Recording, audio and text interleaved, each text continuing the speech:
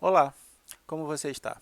Hoje voltamos com as atividades da disciplina de microbiologia e imunologia, ainda trabalhando com a parte da bacteriologia dentro da microbiologia.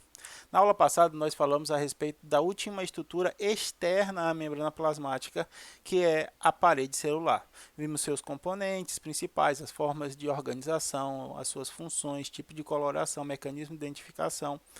No entanto, agora nós vamos trabalhar a membrana plasmática e os componentes internos da membrana, como o citoplasma, inclusões, DNA das bactérias.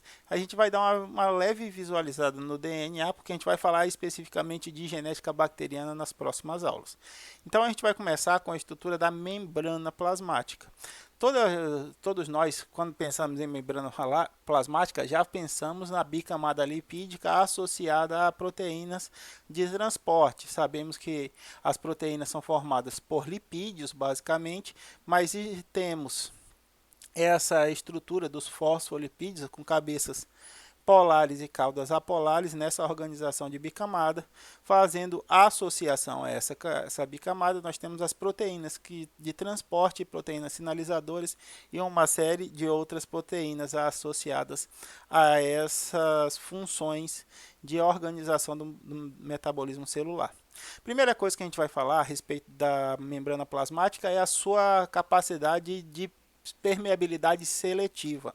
Quando nós falamos que a membrana plasmática tem permeabilidade seletiva, significa que ela permite que algumas moléculas passem livremente por elas, enquanto que outras precisam de autorizações especiais, mecanismos especiais para passarem por elas.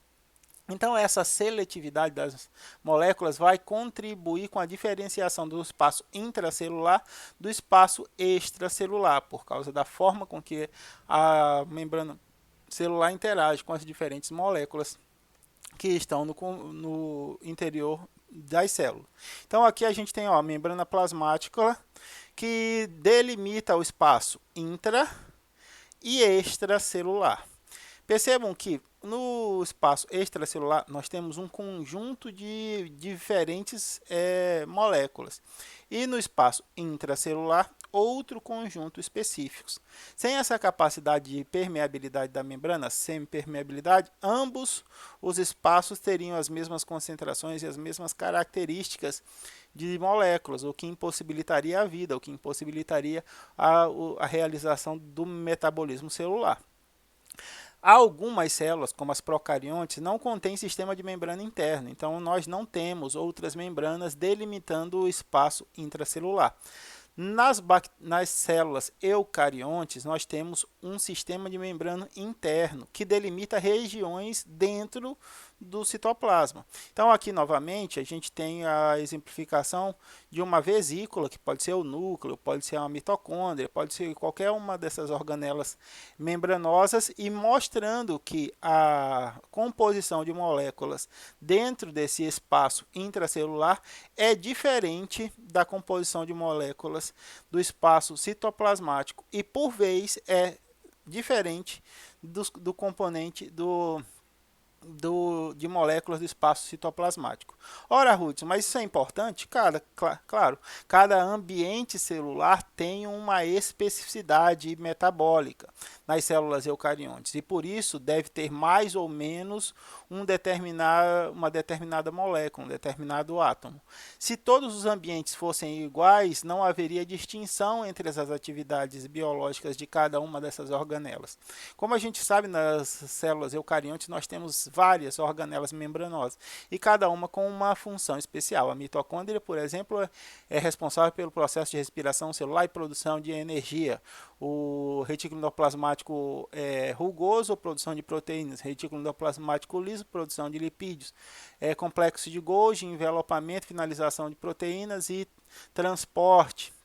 O núcleo, manutenção do DNA, organização do material genético. Então, cada uma dessas organelas revestidas de membrana tem um nicho específico de atividades e para isso tem um conjunto específico de moléculas ou um ambiente específico onde esse trabalho deve ser exercido. Nas bactérias, nas células procariontes, como não existe esse sistema interno de membranas, todo o citoplasma tem o mesmo conjunto de moléculas, o que diminui, o que impossibilita essa especificidade de atividades em determinadas partes.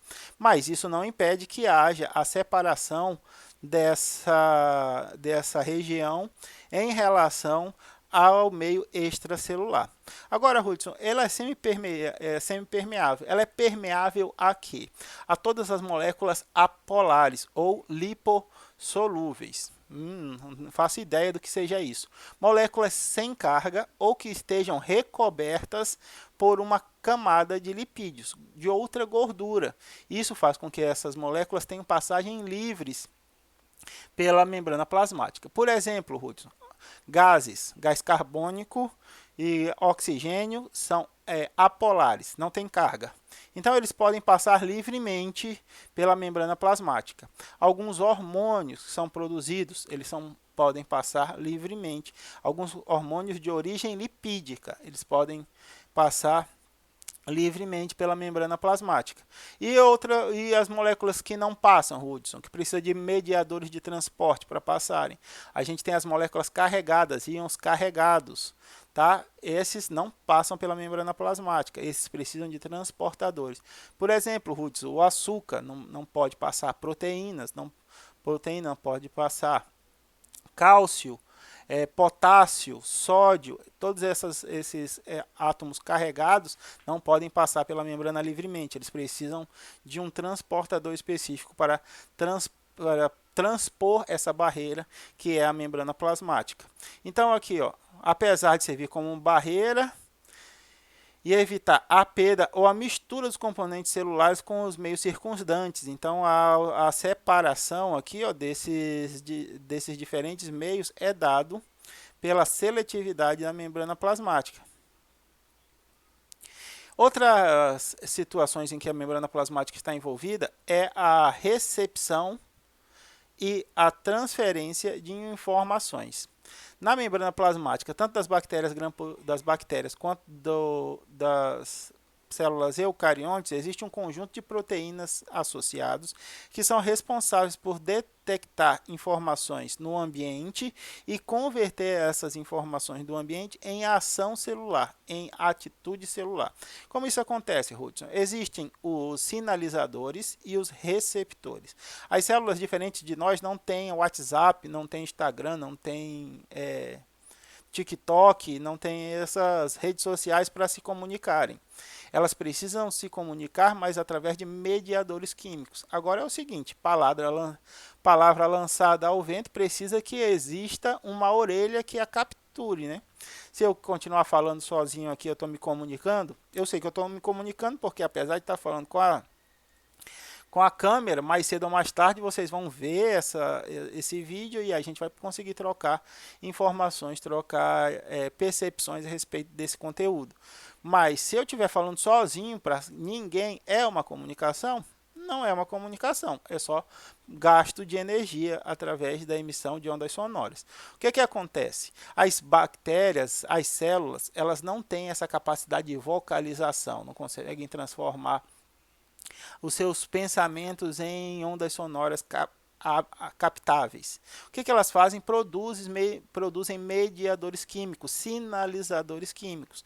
Então, se a bactéria percebe que existe um determinado perigo no ambiente, ela libera uma molécula. Se ela percebe que existe um benefício, muito nutriente ela libera outra molécula. Se ela percebe que existem modificações nesse ambiente, ela libera uma terceira molécula. Essas diferentes moléculas são liberadas no ambiente e flutuam até chegar em outra bactéria. Mas como é que essa outra bactéria capta se ela não tem ouvido? Ela tem as proteínas receptoras. Essas proteínas elas ficam na superfície da membrana plasmática, que é a parte mais externa, né? O limite da célula. Então, esse sinalizador ele flutua até alcançar uma proteína receptora. A gente vai falar dessas proteínas mais adiante. Meu Deus, eu nem sei que... que horário que eu comecei para marcar 1 hora, mas vamos mais ou menos no rumo.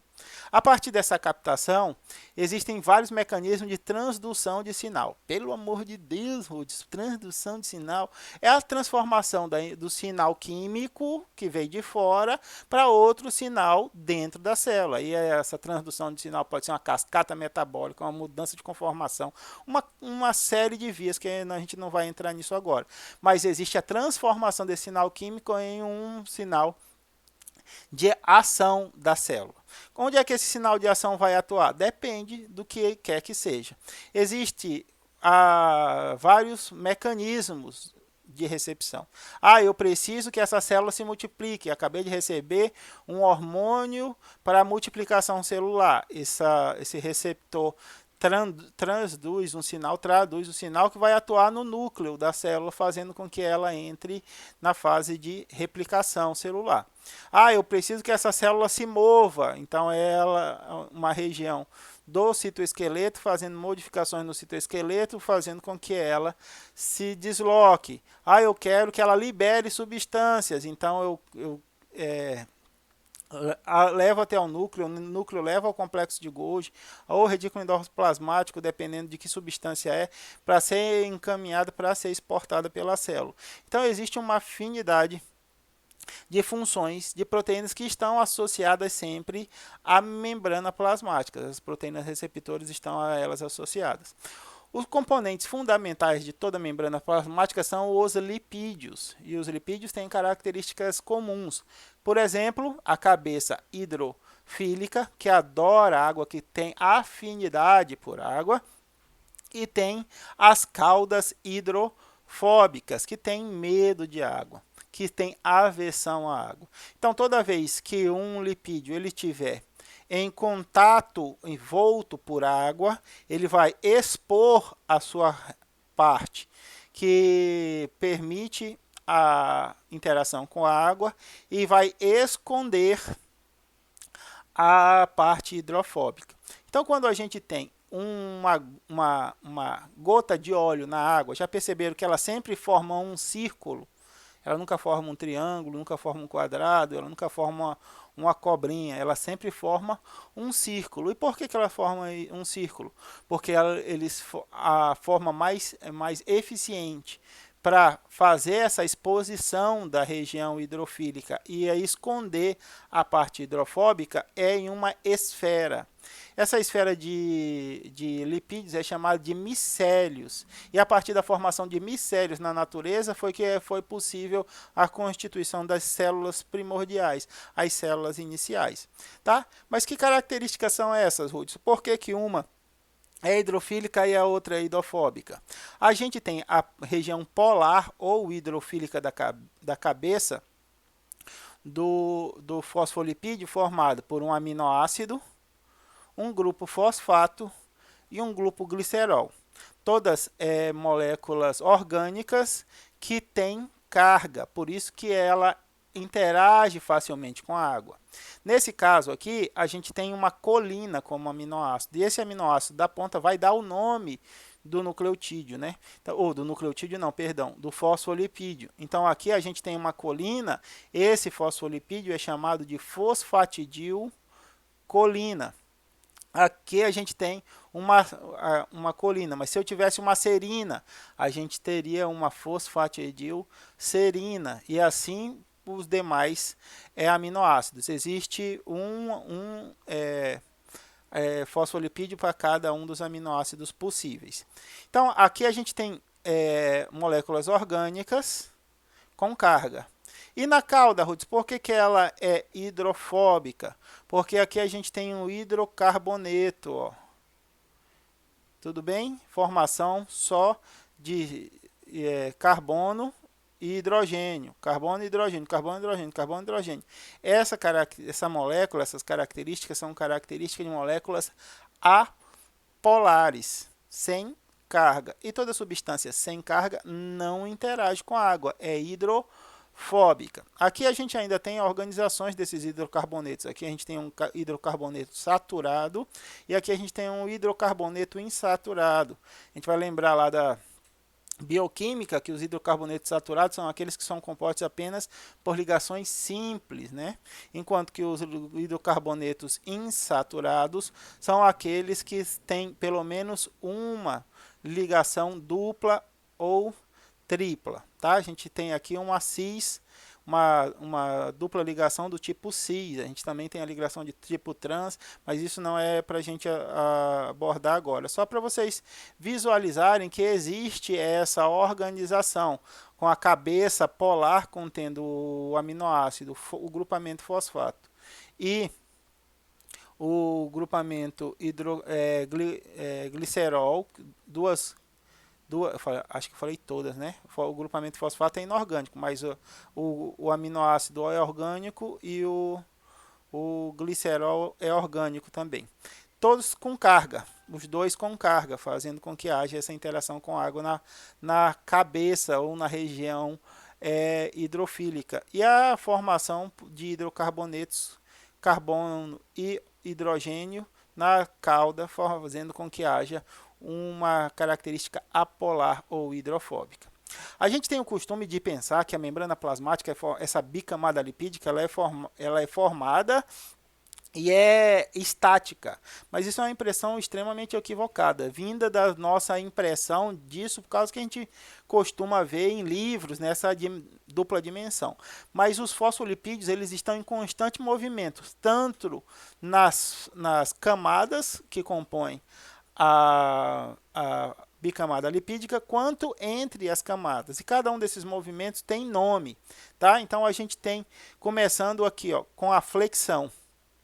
A flexão é a troca de posição de um fosfolipídio dentro da sua própria camada, tá? A gente tem a camada externa e a camada interna, ou camada citoplasmática, a camada que está voltada para o lado extracelular e a camada que está voltada para o lado intracelular, por citoplasma. Então, quando um desses fosfolipídios troca de posição com o fosfolipídio a ele adjacente do lado dele, essa movimentação é chamada de flexão. Quando a gente tem a rotação é a movimentação do fosfolipídio, o giro do fosfolipídio em torno do próprio eixo, assim como acontece no movimento da Terra, a rotação. Nós temos o movimento de flip-flop, isso aqui raramente acontece. Por quê? Porque há mudança de fosfolipídios entre camadas. Um fosfolipídio da camada externa passa para o fosfolipídio da camada interna, ou o da interna passa para o externa. Existem diferenças de característica entre os fosfolipídios da camada externa e os fosfolipídios da camada interna. Nas bactérias, esses fosfolipídios aqui são extremamente negativos. E esses aqui são positivos ou neutros.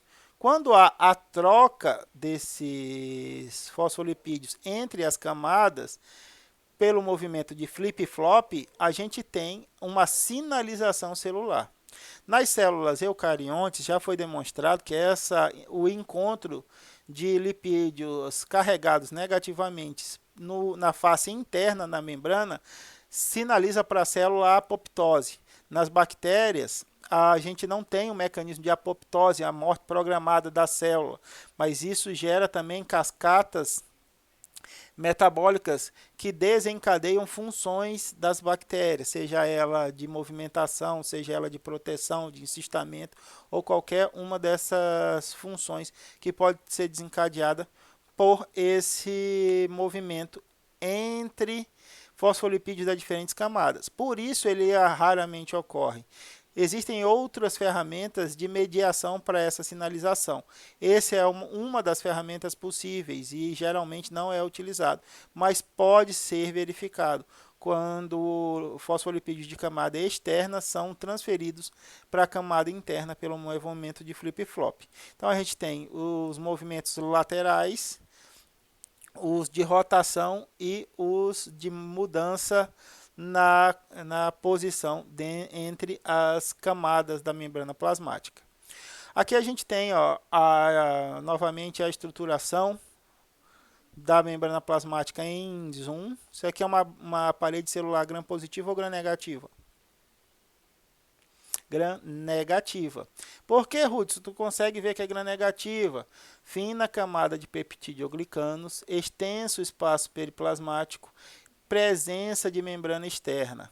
Característica todas das grãs negativas. Aqui a gente vai ver essa organização só para dar esse zoom aqui, ó, da membrana externa ou da membrana celular das bactérias.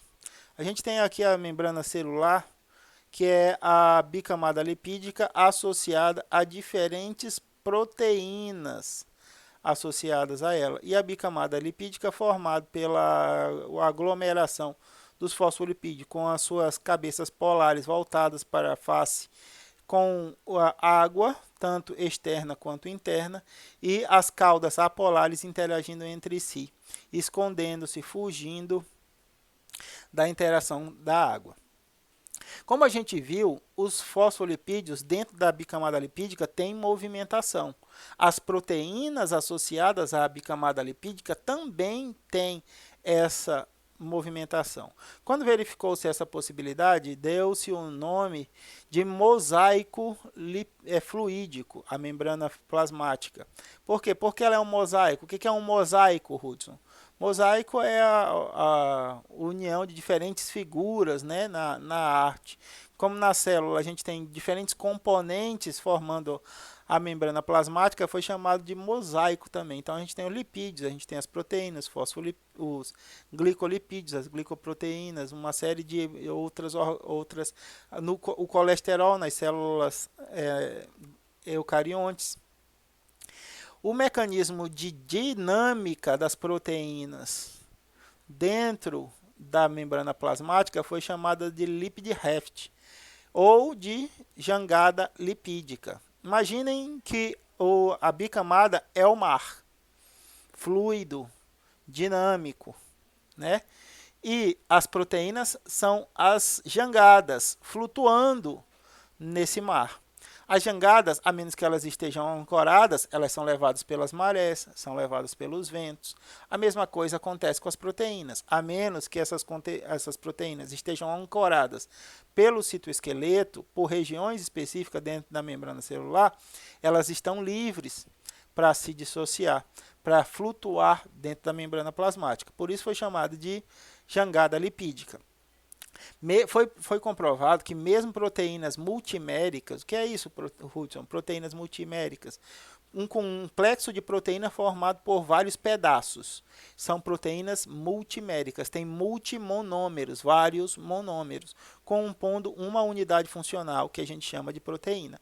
Elas estão desassociadas, suas partes não ficam unidas o tempo todo, elas estão livres na membrana plasmática. Quando elas recebem um estímulo, elas se ligam a alguma coisa, elas aumentam a afinidade pela sua subunidade, pela sua outra parte, e essa aglomeração se forma para gerar, a partir daí, o sinal, desencadear o sinal ou fazer a sua função, dependendo do tipo de proteína.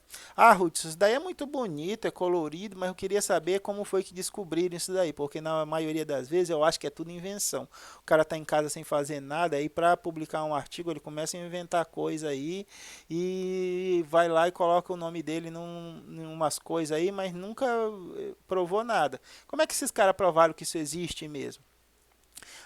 Experimente relativamente sofisticado, não é uma coisa simples de fazer, mas não é nada de outro mundo. O que eles fizeram?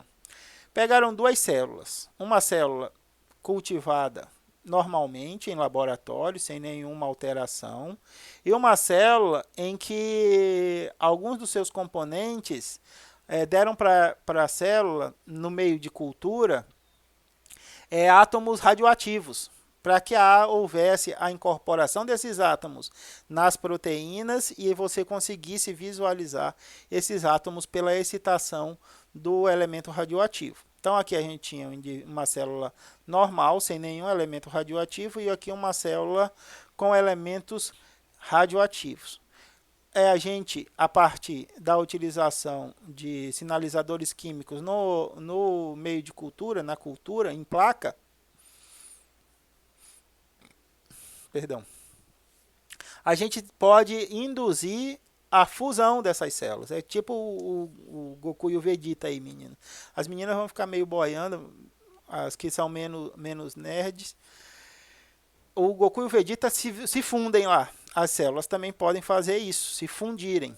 Ora, se eu fosse um processo estático, a disposição das proteínas na membrana plasmática fosse estático, o que se perceberia?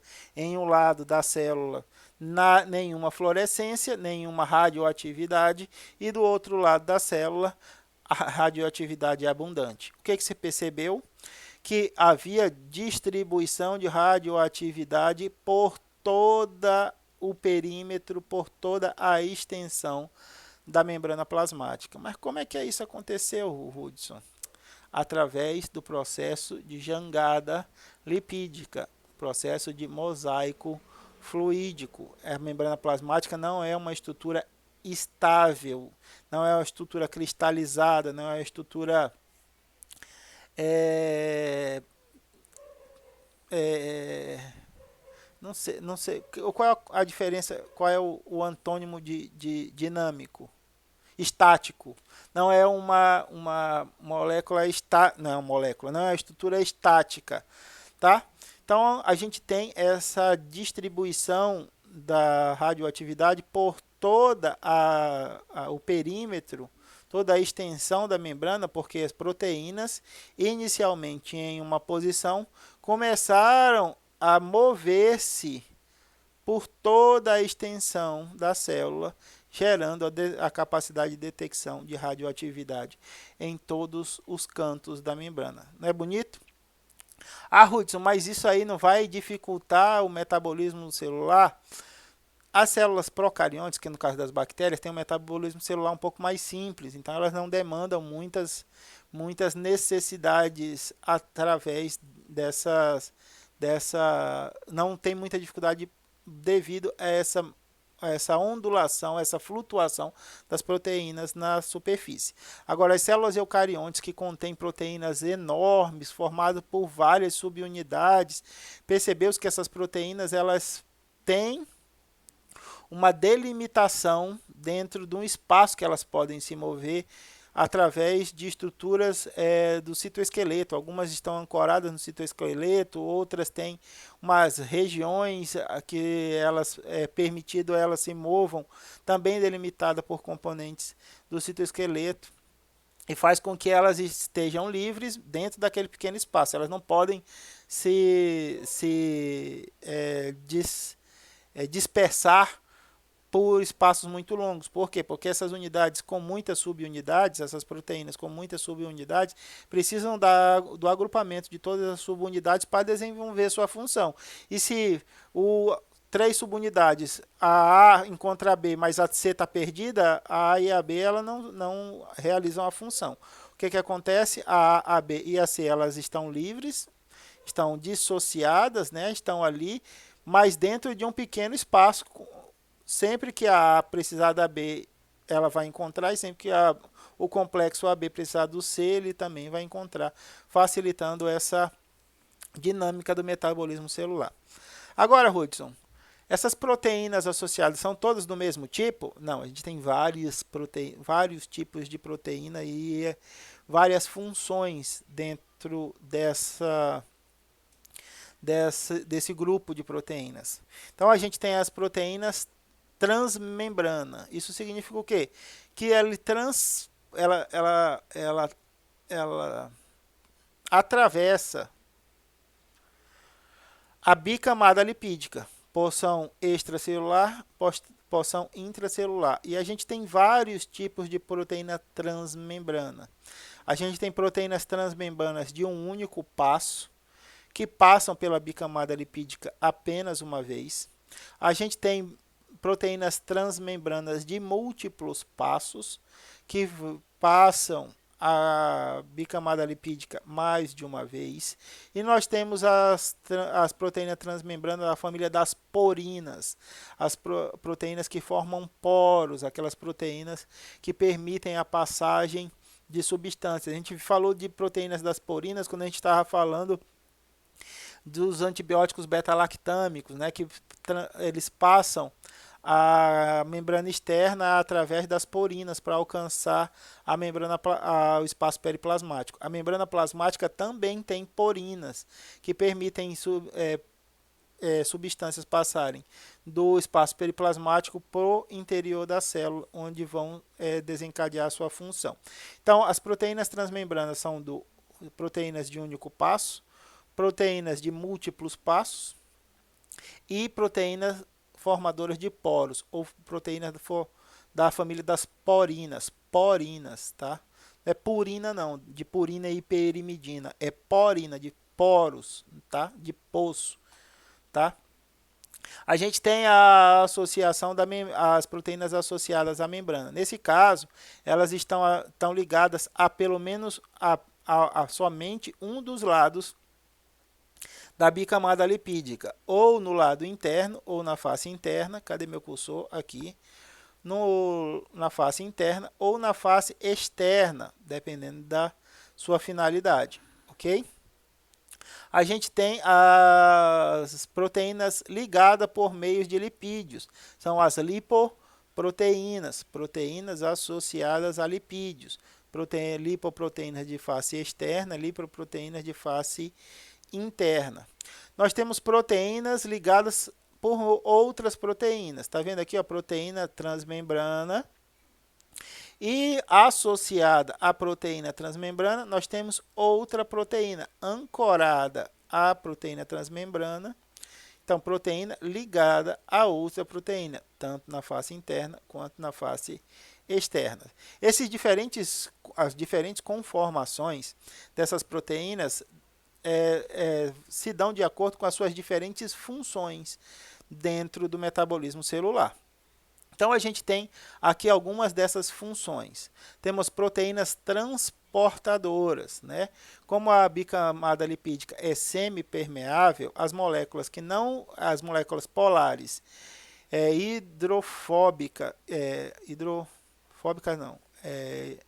hidrofílicas, são polares hidrofílicas, que não podem passar pela membrana plasmática livremente, precisam de portas de entrada para esse transporte, tanto do meio extracelular para o meio intracelular, quanto do meio intracelular para o meio extracelular. Nós temos as proteínas de ancoragem, tá? Então, aqui a gente tem proteínas que estão ligadas à membrana plasmática, que estão suportando algum compartimento. A gente já falou de proteínas de ancoragem,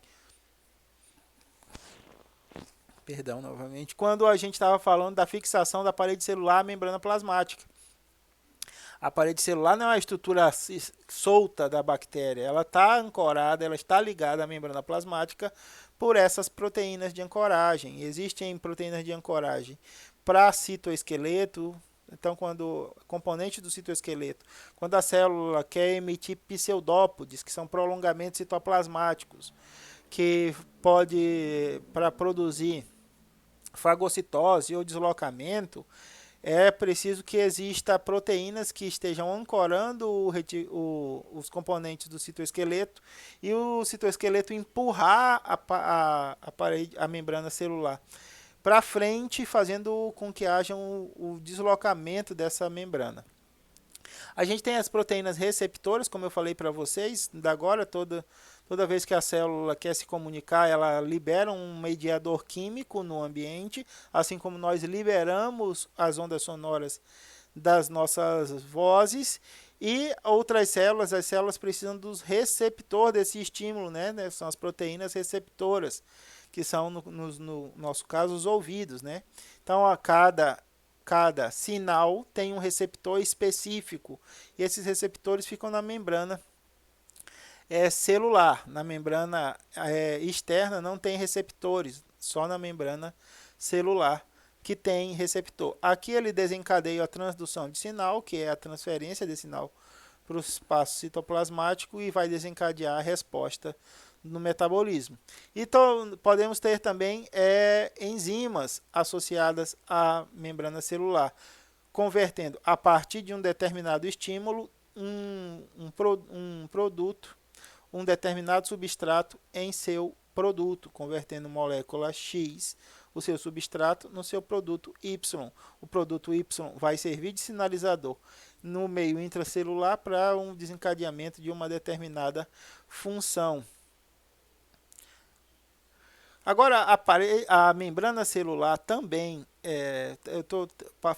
falei tantas aulas de parede celular que agora toda vez que eu quero falar celular, o cérebro já manda a parede, mas agora a gente só está falando da membrana celular, tá? A membrana plasmática, ela também utilizada como alvo para o desenvolvimento de alguns agentes antimicrobianos. Por exemplo, o álcool. O álcool 70 é importante porque o álcool ele interfere na interação entre a bicamada lipídica, fazendo com que haja uma desorganização dessa bicamada lipídica e a invasão de água. Por que a gente usa álcool 70, Rudes, para higienizar a mão e não álcool 96? Álcool 96 não é muito mais forte do que o álcool 70? Por que a gente tem que diluir o álcool? Eu nunca entendi isso direito. Porque para que você tenha a morte da célula, você desestabiliza a membrana celular para que água invada o espaço intracelular. E aí, a partir disso, há a morte da célula por hidrólise, né? pela morte provocada pela água. A célula incha e aí morre. Quando a gente não tem água suficiente na substância, como no álcool 96, acho que é 96 ou 94, acho que é 94, o álcool da farmácia. A gente tem bastante álcool, mas não tem água. Você gera o poro na membrana, gera essa quebra da interação dos fosfolipídios, mas não tem água suficiente para invadir a célula para provocar a morte. Então, a célula não troca, apesar de perder a estabilidade da sua membrana plasmática, não troca fluidos com o meio externo. E aí ela pode reorganizar a sua membrana celular pela produção de mais lipídios para compor aqueles espaços que foram danificados. Por isso é importante usar álcool 70 para fazer a higienização. Ah, Ruth, então beleza, vou usar álcool 50, vou usar 50 então, porque 50 é 50% de álcool e 50% de água, vai ter água abundante para fazer a morte das bactérias, aí não vai ter mais problema, só que aí vai faltar álcool, você vai produzir poucos poros, vai entrar água, mas vai entrar em quantidade insuficiente para gerar a morte. Então o equilíbrio é fundamental. A proporção 30% de água e 70% de álcool é essencial para a utilização de desinfetantes.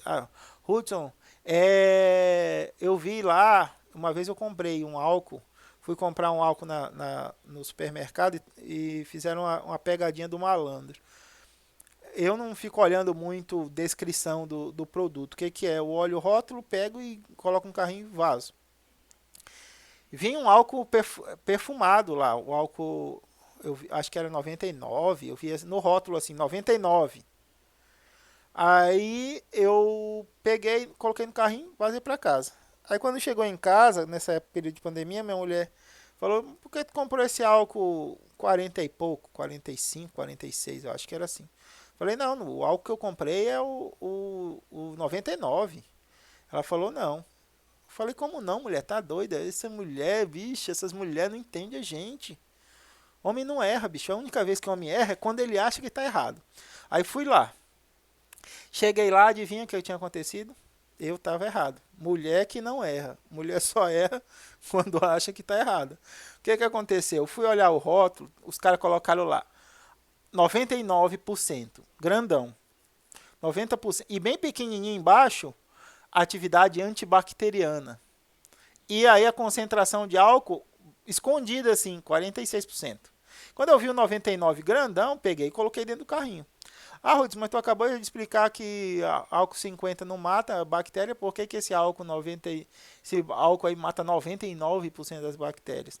Porque ele tem outros componentes, eles colocam outros componentes bactericidas dentro do álcool, não é só álcool, não é álcool puro. Se você for lá ver a legenda lá, tem as descrições de outros componentes, amônia quaternária, umas outras coisas que estão associadas dentro daquele álcool, por isso que aumenta tanto a capacidade bactericida.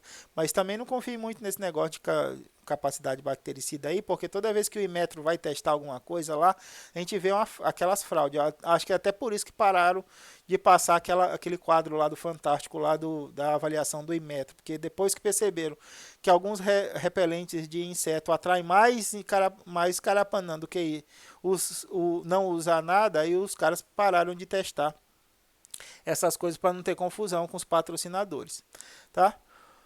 Um grupo de antibióticos conhecido como polimixinas, outro componente antibacteriano que interage com a membrana plasmática, interage também com as ligações dos fosfolipídios, fazendo com que haja o extravasamento do conteúdo e a morte celular.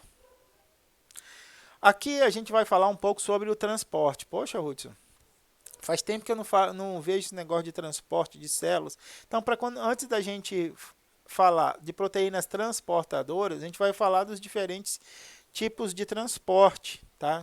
Acho que ainda faltam uns 20 minutos, tá tranquilo. Acho, né? Então, existem os 3 tipos de transporte. A gente tem 2 tipos de transporte: o transporte passivo e o transporte ativo. 3 modalidades do transporte passivo. A gente tem a difusão simples, a difusão facilitada. Tá? O que acontece? Na difusão simples, nós temos a passagem de moléculas lipossolúveis. O que é isso, Hudson? Lipossolúveis é aquela que tem capacidade de passar a bicamada lipídica. Já falei para vocês hoje. A gente tem alguns gases, todas as moléculas apolares, alguns hormônios de origem lipídica, podem passar livremente a membrana plasmática sem a necessidade de nenhum facilitador. Outras proteínas, outros elementos, são transportados pela ação de algumas proteínas. Só que esse transporte não gasta ATP, porque ele utiliza a energia do gradiente eletroquímico da região mais concentrada para a região menos concentrada, fazendo o que a gente chama de difusão facilitada. A gente tem a difusão da água também, tá? Então a gente tem a osmose, que também é o terceiro mecanismo de transporte passivo. Então a gente tem a difusão simples, que é a passagem sem nenhum mediador, e temos a difusão facilitada, que é a passagem da substância mediante a utilização de um facilitador, uma proteína canal, tá? uma porina, que permite essa passagem. Agora percebam o seguinte: essa passagem facilitada não é porque ela é facilitada que ela é bagunçada. Percebam que cada elemento passa especificamente pelo seu poro. O triângulozinho aqui só passa pela proteína que facilita a passagem de triângulos.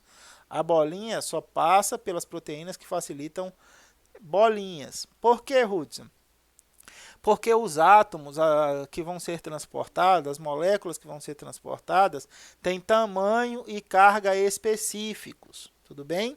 Então, a gente tem aqui proteínas que estão relacionadas a tamanho e a carga específicos.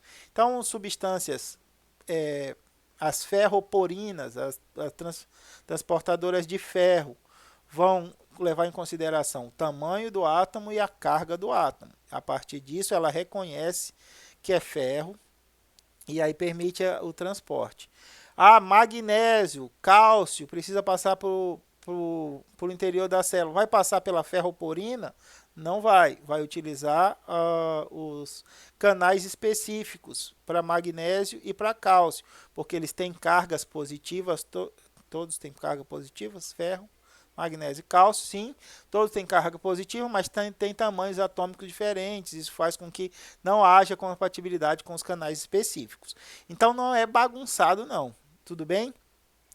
Imagine isso daqui, como a entrada em uma festa, beleza? O camarada que está lá com o ingresso VIP, ele tem passagem livre. Ele chegou, apresentou o ingresso VIP dele, ele tem passagem livre para todos os ambientes da festa. O camarada que comprou lá a pista, não chama mais de pista, hoje em dia é ingresso ouro. O mais barrela já chama de ouro, porque o outro é diamante, o outro é platina. Ninguém quer ser prata e cobre mais. Todo mundo, o mais barrela lá, o que antigamente na minha época chamava de pista, hoje chamam de ingresso ouro.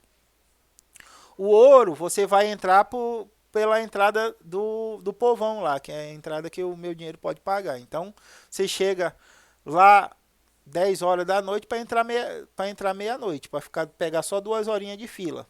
Quem comprou o ingresso lá platina, comprou o ingresso prêmio, ouro, master, pega outra fila. Já não pega a fila do povão. Ele não passa direto, mas ele também não pega a fila do povão. Ele passa por outra entrada para chegar no ambiente lá, ok? Então, o transporte passivo vai ser realizado por difusão simples ou difusão facilitada. O transporte ativo é o transporte contra um gradiente eletroquímico mediado também por proteínas. Então a gente tem as proteínas transportadoras. Aqui a gente tem os canais e aqui a gente tem as proteínas, transportadoras. Como isso, Ruth? O gradiente eletroquímico de uma região de menor concentração para uma região de maior concentração. A difusão está fazendo com que, forçando a molécula a sair e não a entrar, tá? Isso faz, aqui, ó, de alta concentração, baixa concentração, difusão. Alta concentração, baixa concentração, qual é a tendência? Do meio mais concentrado para o meio menos concentrado. Mas a gente está fazendo o transporte no gradiente de concentração, gradiente eletroquímico inverso, do menos concentrado para o mais concentrado. Isso naturalmente não acontece. O que acontece? Para que haja a realização dessa atividade, a célula demanda energia. E de onde vem essa energia? A energia vem do ATP, da adenosina trifosfato, da molécula armazenadora de energia utilizada pelas células. Então, esse processo aqui é bastante comum, a gente vai trabalhar com ele em diferentes processos da célula, mas principalmente quando a gente está falando de impulso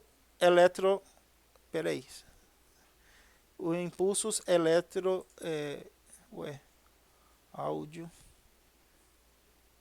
Deixa eu ver se eu baixo aqui. Pronto. Acho que agora vai. Porque senão o cara falando, eu não consigo raciocinar. O raciocínio já é truncado, já é difícil. E aí, se o cara falando no meu ouvido, aí fica mais difícil ainda. Vamos ver. Agora sim. Aqui a gente tem o exemplo de que tipo de transporte?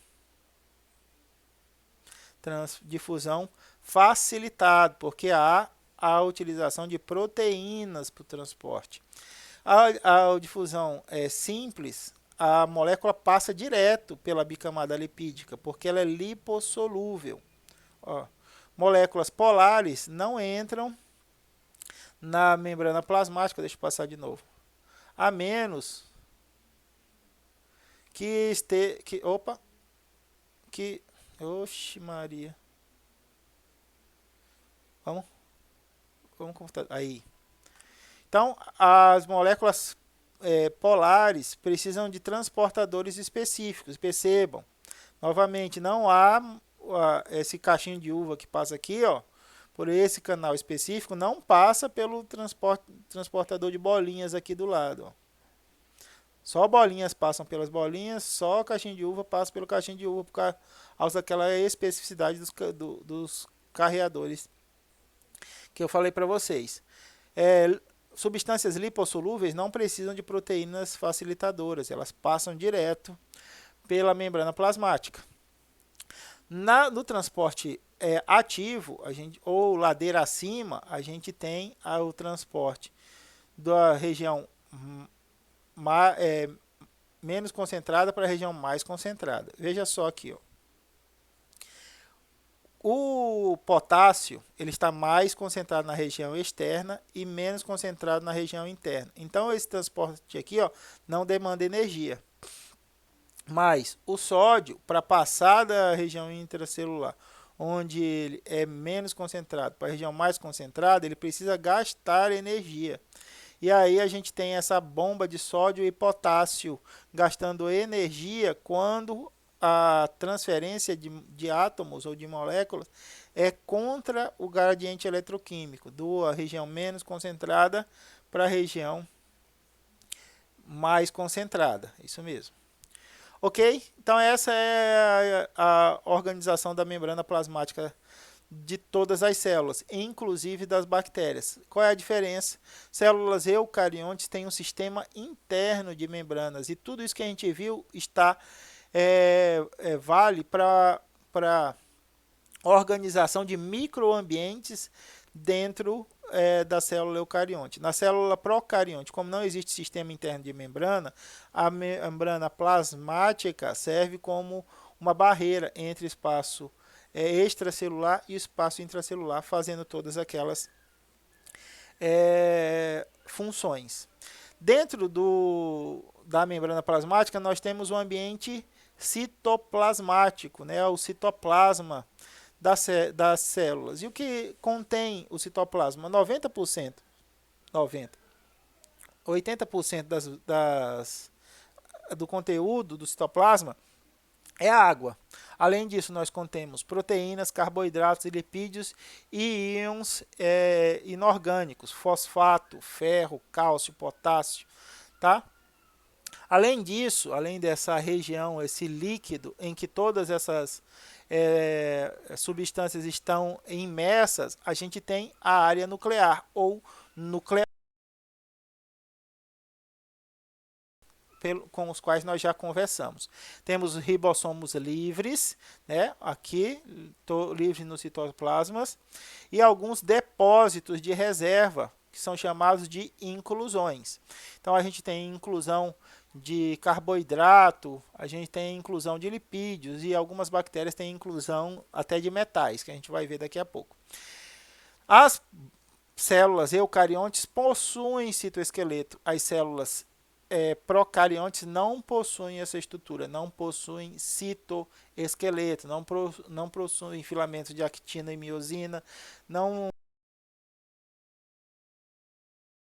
possuem microtúbulos, não tem uma estruturação, não tem uma organização nessa estrutura, que é chamada de citoesqueleto. Bora? Que tal trabalhar? Aí. O nucleóide, a gente já falou a respeito dele. Ele é a região que contém esse cromossomo bacteriano. As bactérias, diferente das outras células, só tem um cromossomo.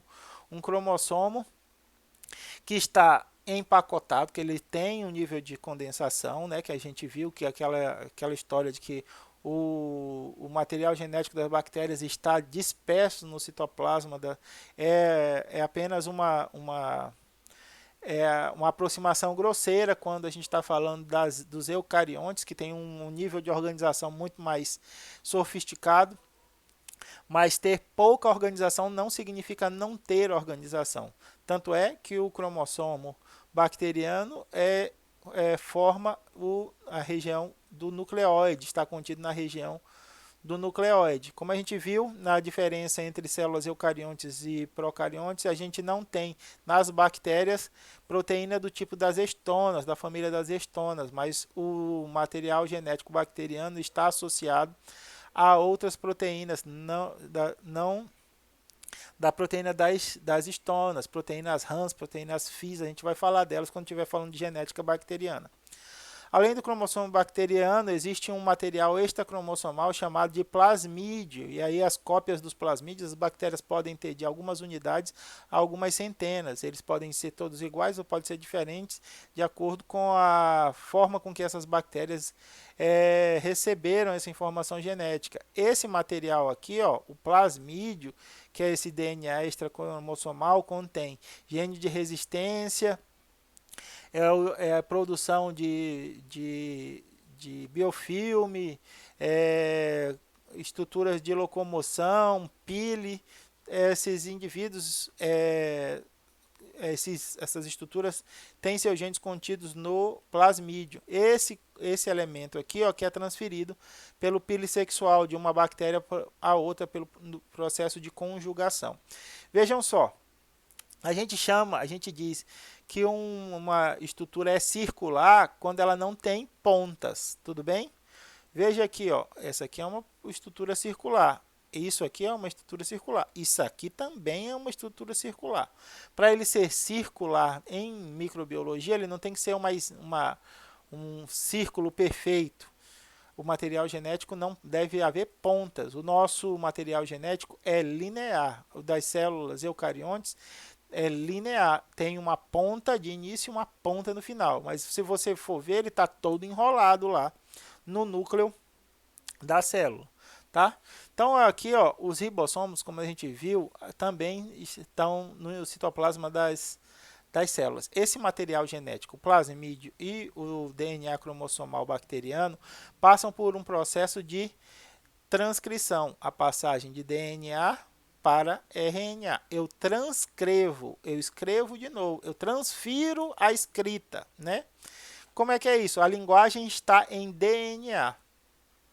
A linguagem de DNA armazena a informação. A linguagem de RNA transfere a informação. Então, eu transcrevo DNA, a informação de DNA, para RNA. A gente tem alguns tipos de RNA. A gente tem RNA mensageiro, RNA ribossômico, RNA transportador e agora, mais recentemente, descobrimos RNA de interferência. RNA de interferência, Hudson? A gente pode conversar isso em outra parte, mas já vocês devem ter visto em biologia molecular alguma coisa a respeito de RNA de transferência. Mas aqui a gente vai produzir, a transcrição produz RNA mensageiro. Nas células procariontes, esse RNA mensageiro não passa por nenhuma modificação. Por quê? Porque ele já está exposto ao contato com os ribossomos, que são os indivíduos que traduzem essa informação para proteínas. Então, conforme a transcrição vai acontecendo, os ribossomos, está vendo essa pontinha do RNA mensageiro aqui, ó, que está recém-formada, os ribossomos já têm acesso a ela e já fazem o processo de tradução, formando as proteínas. Então, nós dizemos que esses processos, a transcrição e a tradução nas bactérias, é um processo simultâneo, é um processo acoplado. Tá? A transcrição e a tradução nas bactérias, são acopladas. Tá?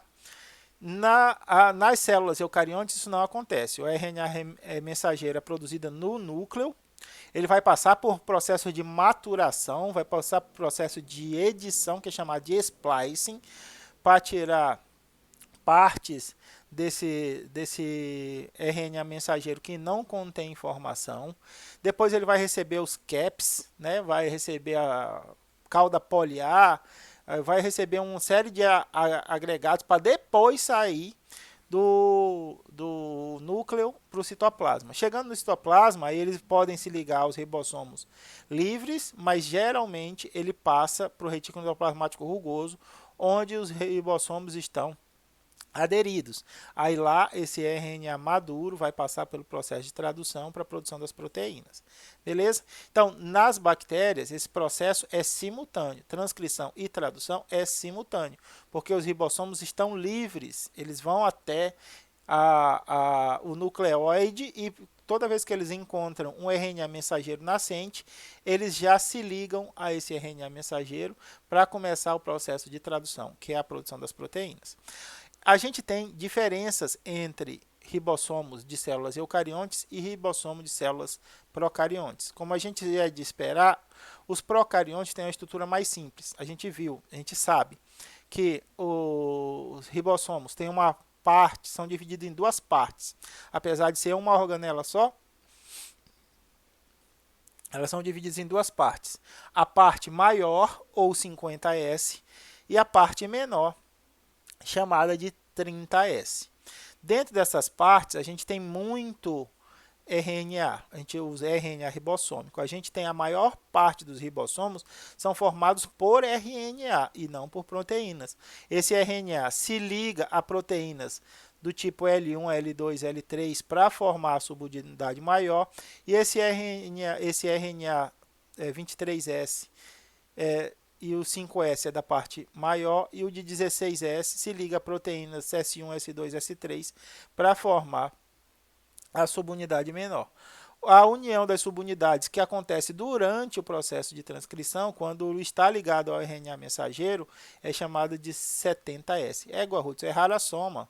50 mais 30 é 80, porque aqui é 70, porque há a desconexão de algumas partes com a ligação do RNA mensageiro que faz a diminuição do peso molecular para 70, tá?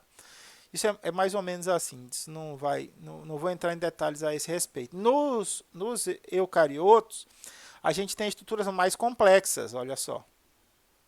A gente tem o RNA 28, o 5, o 8, mais as proteínas para formar a unidade maior, que é a 60S. E a unidade menor é o RNA 18S, associado às proteínas S1, S2, S3 para formar o 40, a subunidade menor ou a subunidade 40S. Novamente, 60 mais 40 é 100. A união da unidade maior com a unidade menor pela associação ao RNA mensageiro é chamada de 80S. Tá? Assim como as membranas plasmáticas, a parede celular, a síntese de proteína também é um alvo muito importante para a produção de antibióticos, né, de bactericidas, capazes de produzir a morte das bactérias. Aí uma coisa importante, existem dois tipos de antibióticos, existem os antibióticos bactericidas e os antibióticos bacteriostáticos. Os bactericidas são capazes de promover a morte das células pelo desequilíbrio do metabolismo, seja ele através do desequilíbrio da parede celular, da membrana celular, ou do DNA ou da síntese de proteínas. Os antibióticos bacteriostáticos não são capazes de promover a morte das bactérias, mas eles atrapalham no seu crescimento. Quando a gente estiver falando de genética bacteriana, a gente vai ver a curva de crescimento das bactérias. Esses bacteriostáticos, eles estagnam, eles impedem a proliferação das bactérias. Aí o sistema imunológico tem tempo de se ativar de maneira adequada, produzir mais células para realizar a inflamação. Nesse caso, quem mata as bactérias é o sistema imunológico e não o antibiótico, porque o antibiótico não é bactericida, ele é bacteriostático. Então aqui a gente tem alguns antibióticos que vão atuar nessa parte de produção de proteínas através da interação com antibióticos. Aqui a gente tem a região 50S, que a gente tem a eritromicina e o cloranfenicol. O cloranfenicol é bacteriostático, tá? A gente tem os antibióticos associados à região 30S, que é a tetraciclina e a streptomicina. Também são antibióticos que estão desenhados para interferir nessa parte de síntese de proteínas. Por fim, nós temos as inclusões. Por fim, nós temos as inclusões. São nódulos, são reservas de substâncias que são utilizadas no metabolismo celular. Então, aqui a gente tem inclusões lipídicas, que são fontes de carbono para a bactéria. Quando a bactéria quer multiplicar-se, ela quer desenvolver seu metabolismo dependente de carbono, ela lança a mão dessas inclusões. A gente tem nas bactérias quimiotróficas os grânulos de enxofre. Então, quando a bactéria usa enxofre no seu metabolismo em vez de outros elementos químicos elas fazem inclusões específicas de enxofre. E essa parte aqui, ó, que é mais interessante, a gente tem as bactérias que formam as bactérias magnéticas, que formam esses aglomerados de ferro que são chamados de magnetossomos. Esses magnetossomos aqui, ó, são estruturas muito eletrodensas que permitem que as bactérias se orientem pelos polos da Terra, pelo polo positivo, polo negativo. Então elas têm uma espécie de bússola interna que vai orientar o seu deslocamento. É uma coisa super bacana. Tem muita gente da indústria da tecnologia tentando utilizar esses magnetossomos aqui como condutores para a produção de microchips, de nanochips, na verdade. Perdão. E a gente tem também a utilização disso como estão tentando utilizar a indústria farmacêutica como contraste para como é que é aquele exame que usa esqueci magné alguma coisa vocês sabem que é aqueles que tomam contraste, a gente entra naquela máquina lá para fazer ressonância eletromagnética. Obrigado. Isso mesmo, ó, o seu pensamento positivo. Vai, se lembra que me fez me lembrar. Tá vendo? E por fim, agora sim por fim, nós temos a esporulação, a formação de esporos. A gente já falou, já deve ter passado um pouco do tempo, mas não tem problema. A gente já falou um pouco de esporulação quando a gente estava falando lá na frente do Bacillus anthracis, que ele é capaz de formar esporos, não é verdade? Que contamina a pele, produz o carbúnculo, mas quando ele é inalado e contamina as vias aéreas, ele pode produzir grande letalidade, chegando até 100% de letalidade. O que é isso?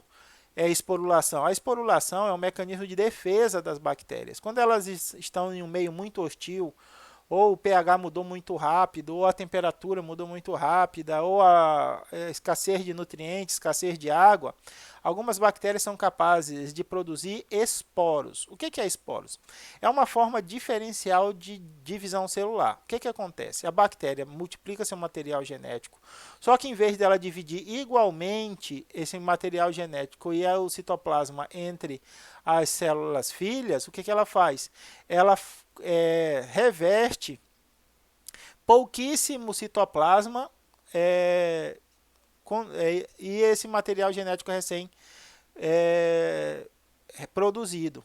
Ela produz uma membrana plasmática em volta disso e o resto da bactéria morre, fazendo com que o metabolismo dentro desses esporos fique bastante reduzido. Algumas literaturas dizem até que esse metabolismo ele fica inerte, ele fica parado, porque aqui a gente tem pouquíssimo conteúdo celular para o desenvolvimento das atividades biológicas da célula. Quando essa bactéria morre, esse esporo é liberado no ambiente. Conforme as modificações agressoras elas pausam, a temperatura volta ao normal, o pH volta ao normal, o nível de nutrientes volta ao normal ou a disponibilidade de água volta ao normal, esses esporos eles se reidratam, dando origem a uma nova célula, e aí essa nova célula tem um metabolismo normal. Hudson, existem outras bactérias além do Bacillus anthracis que tem capacidade de esporulação, uma série de outras. Eu trouxe mais duas para vocês. O Clostridium tetani, responsável pelo tétano, a bactéria responsável pelo tétano. O Clostridium botulinum, a bactéria responsável pelo botulismo. É desse camarada aqui também que extraem o botox, tá? O botulismo ele para a contração de um grupo de músculos, né? Então o que eles fizeram? Eles isolaram a toxina botulínica, purificaram ela e aplicam nos músculos faciais. Aí o músculo fica paralisado, aí ele fica esticado assim, ó, e aí parece que tem tono, só que a pessoa acaba perdendo um pouco da expressão, porque para a gente sorrir, para a gente piscar, para a gente fazer nossas expressões, a gente precisa de mobilidade muscular. Ok, pessoal? Muito obrigado pela paciência de vocês. Desculpem ter me perdido um pouco aí no tempo, que eu esqueci de olhar no relógio na hora de começar, e depois eu olhei, aí depois que eu olhei eu esqueci a hora que eu tinha olhado, aí eu olhei de novo e agora eu estou calculando mais ou menos, mas deve estar com 1h15, 1h20 aí de aula, nada excessivo. Um abraço a todos, se cuidem, cuidem das pessoas que vocês amam para que a gente possa passar por esses momentos difíceis. Abraços.